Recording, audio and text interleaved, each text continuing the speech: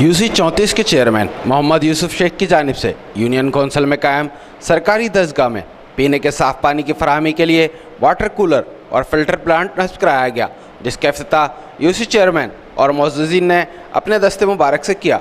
इस मौके पर तुलबा व तालबात का इज़हार मुसर्रत दीदनी था।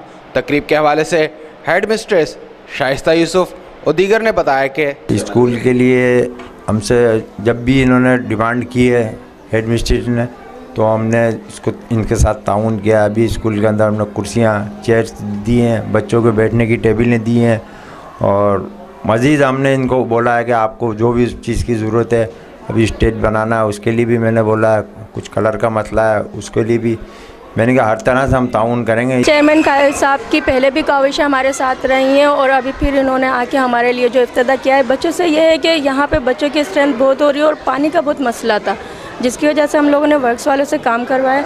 अब वर्क्स वालों ने यहाँ पे फ़िल्टर प्लांट लगाया है और फ़िल्टर प्लांट हमें बिल्कुल न्यू दिया है। पानी की मशीन भी लगाई है, ऊपर वाटर कलर करवाया है, जिसकी वजह से बच्चों को बहुत ज़्यादा फ़ायदा होगा। बच्चों की हेल्थ के ऊपर जो पानी का आजकल जो नुकसानात हो रहे हैं पानी के, उससे हम लोग फिर बच जाएंगे। मैं बहुत ज़्यादा शुक्रगुज़ार हूँ तमाम यूसी मेंबरान का, जिन्होंने अपने कीमती वक्त में से वक्त निकाल कर इस स्कूल की बेहतरी के लिए इक़दाम किया।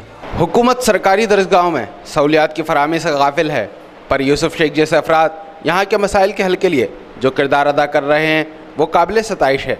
कैमरामैन मानी जट के साथ अली अहमद शेख, सिटी न्यूज़, हैदराबाद। हम लाते हैं टॉप न्यूज, आपके फेवरेट टॉक शोज और अनलिमिटेड एंटरटेनमेंट सिर्फ यूट्यूब पर।